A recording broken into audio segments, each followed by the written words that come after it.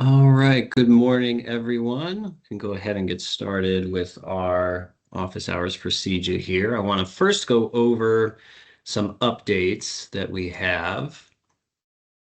And let me see here. Where do we want to begin? Okay, so let's start with this one here. Okay, so wanted to start with the update we have where we've updated some of the goals and services that pre-populate in the Climate Works and Workforce Hub's career plans. The first one we'll show is the Workforce Hubs. And let's see, the customer that I'm looking for is Kate here. So here we go. So let's go to the career plan here.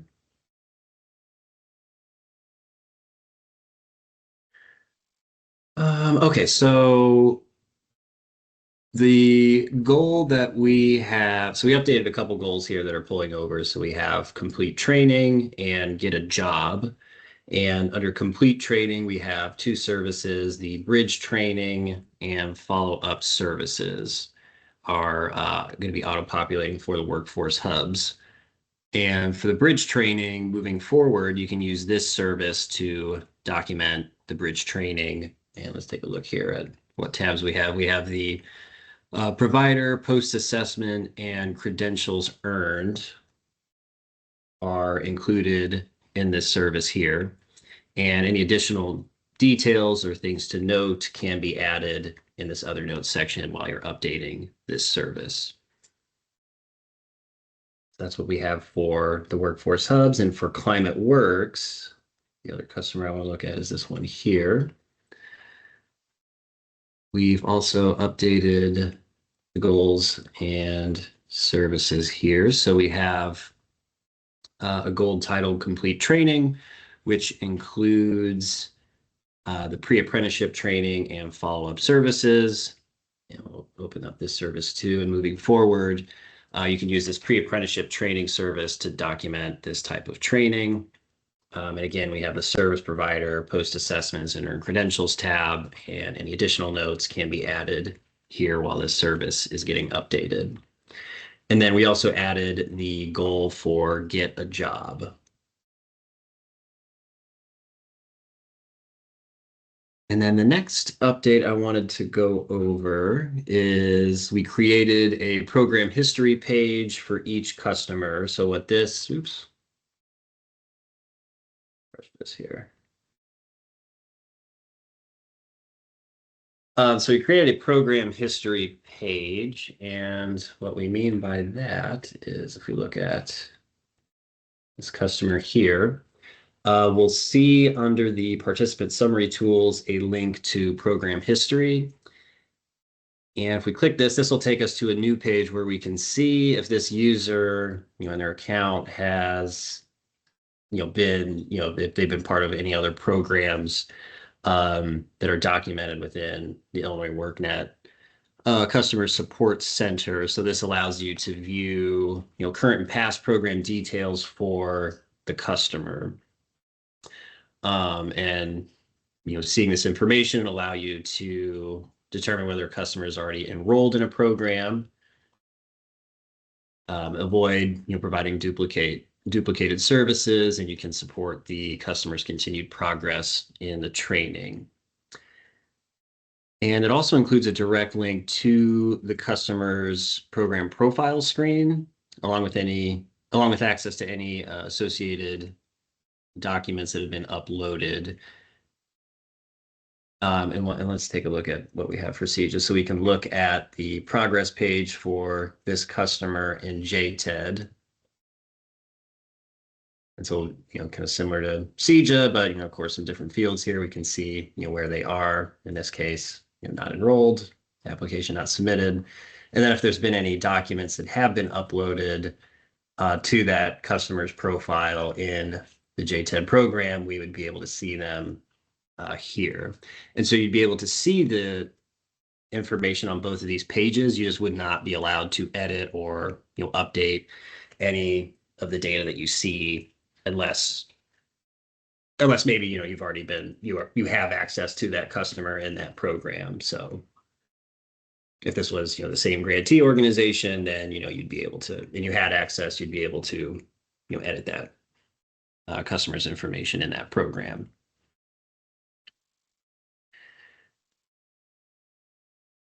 All right, the next update is we got a couple that have to do with transferring customers. So we'll have a bit more of a record of the transfer requests and responses that are submitted. So the first one we'll take a look at is this customer here. So this customer is in pre-screening. So if they're at the inquiry or pre-screening level, when we open this up, we'll see at the very bottom here if there's been any transfer requests. And so we'll see the transfer history here, that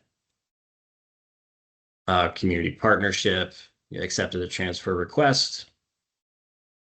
Actually, it looks like we start at the top here. So there was a request from community partnership to Advantage Revolution. Included in that transfer request, of course, is that reason text box. And so then you'll see that reason that was entered there. And then we can see that in response to the transfer request in the line above, that this request was rejected. Additionally, so then in this case, just for testing purposes, I sent another request so we can see that community partnership again requested that this customer be transferred, and this was accepted. And so you'll see when it's rejected and when it's accepted in this pre-screening window down here. Now, if the customer is already an applicant, let me open up this link to it. And so when you click on the customer profile, you can select under participant summary tools, case notes. So when there's a transfer request, and when it's been accepted and rejected, those will appear automatically as case notes in here. And if we scroll down to, let's see, looks like this one we did a lot of testing with. So we can see what this looks like. So the transfer request from community partnership to workforce hubs, we have the reason included as well.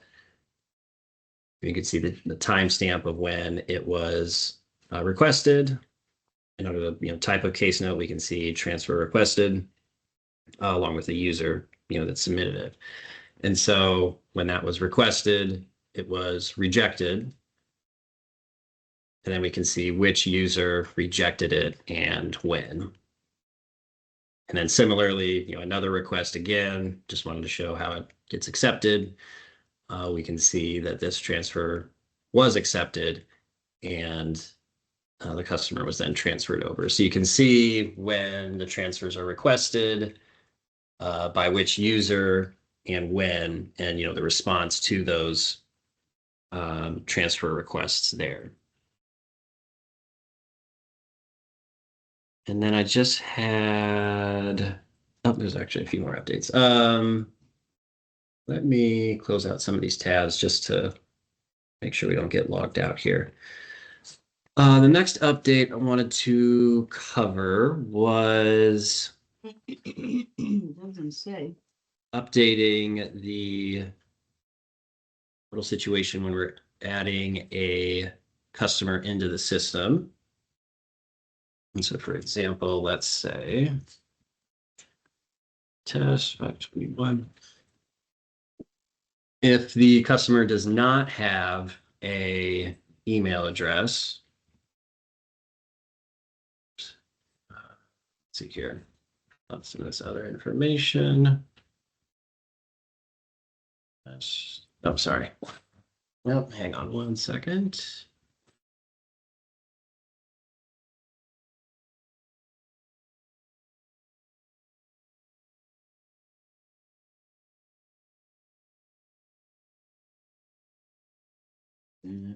All this and that.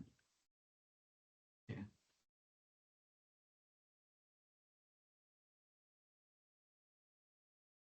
so let's see what we got here. Oh.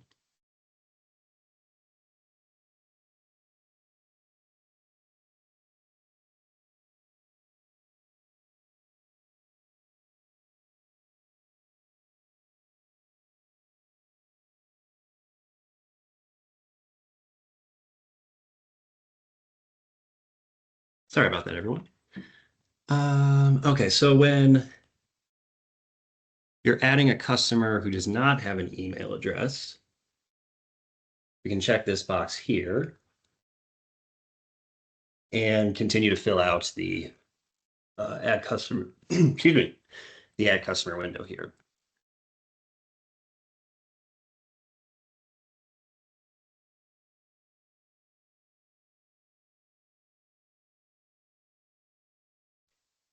And just to piggyback off what David was saying, like, so if you notice, like, can you scroll up to the top just to show, like, unclick the email? When you unclick it, it's not, the date of birth isn't required. And then when you click it, it is required. And then this helps the system try to make sure that, you're not putting in David test 521, multiple times. And then, eventually you'll have to put the date of birth in, but like at this point, that was something that was new, that was added and required for if you don't have an email. Yeah, thanks, Natasha. Mhm. So when we have this checked, we don't have the email, but we do have the date of birth. We'll click submit to pull up the pre-screening window here, and we'll see, let's see. I wonder if they're doing an update now. Open up another window here. Yeah, it does look like they're doing an update. Okay, let me switch over to our UAT environment here.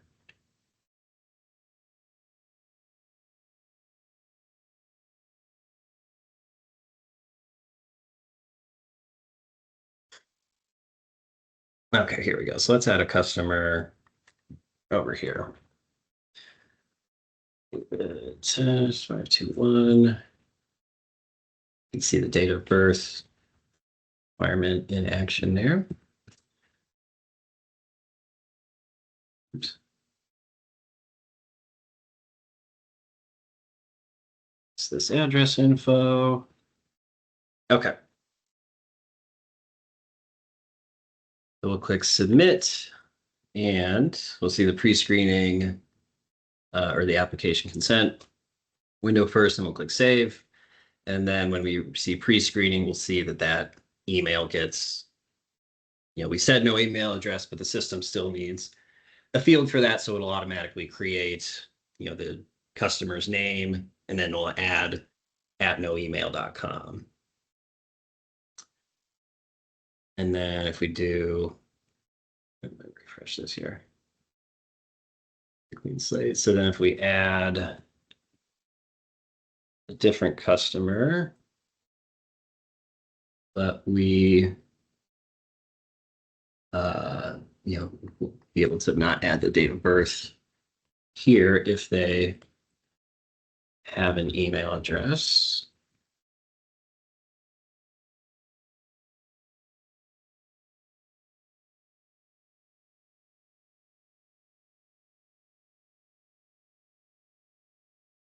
Submit here.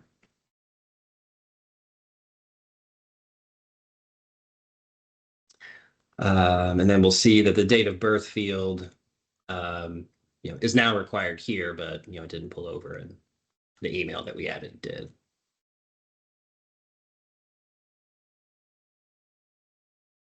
And then the last update I wanted to go over was a few fields on the program completion follow-up page. Let me find a good customer here. Customer example. Okay, here we go. We can select this one here.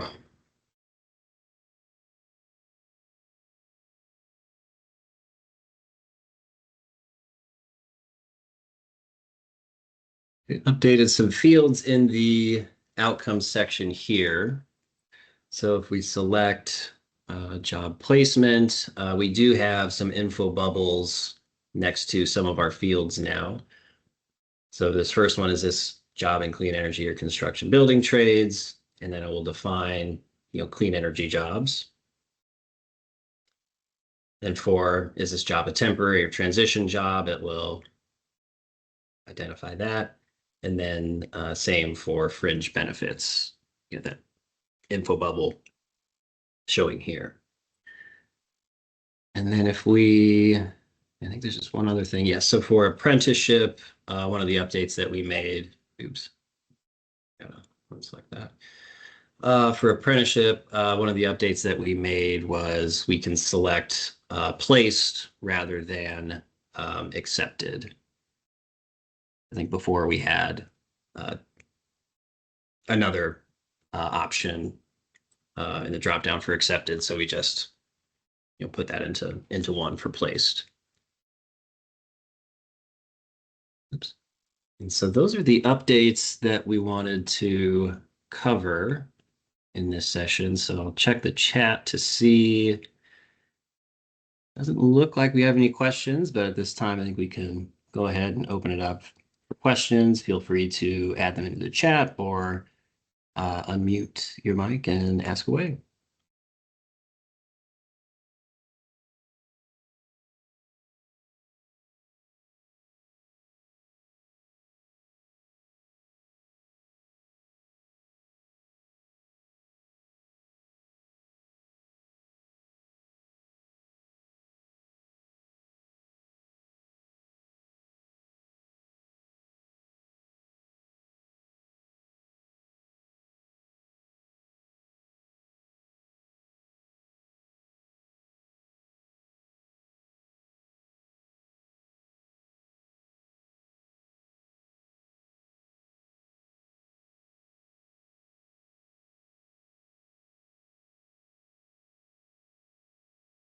There's no questions yet, but I'll give the RAs an opportunity to ask any questions or if there's anything that they would like to share at this time. Nate, Larry, or Michelle?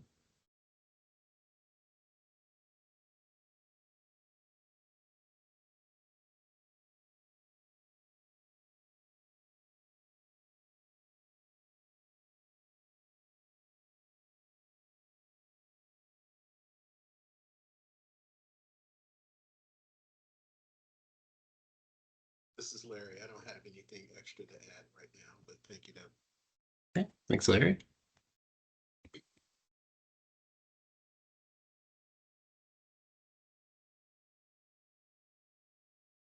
Does anyone have any questions or things they would like for us to walk through in the system? And if so, just let us know.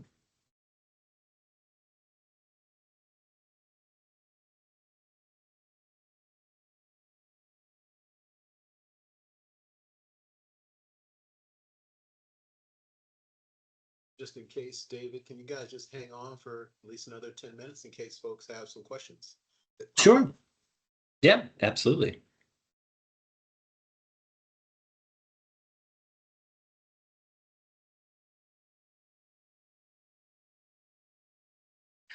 All right. Well, there's no questions. I think we'll maybe keep the recording going for another couple minutes or so. But if you have questions, please stick around. But if not, we can kind of end the call. Hey, Dave, you hear me? Yeah. I just had one thing. Last time I was on, they had to add the bridge service to my to the system for me for CAIC. I don't.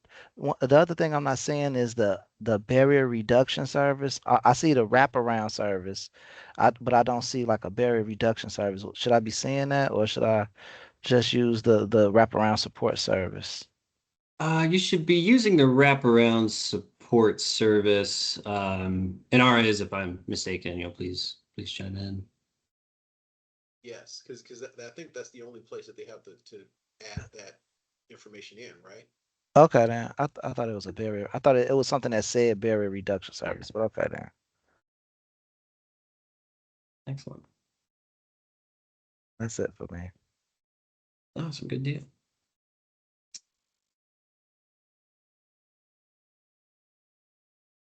Well, if there's nothing else, we'll stick around for a few more minutes, but I'll stop the recording here and we'll get it updated on the partner guide page later today. And with that, we'll go ahead and end the recording. So thank you all very much for joining. And if anything comes up, please feel free to reach out and submit a help request. Thanks, everyone. Bye.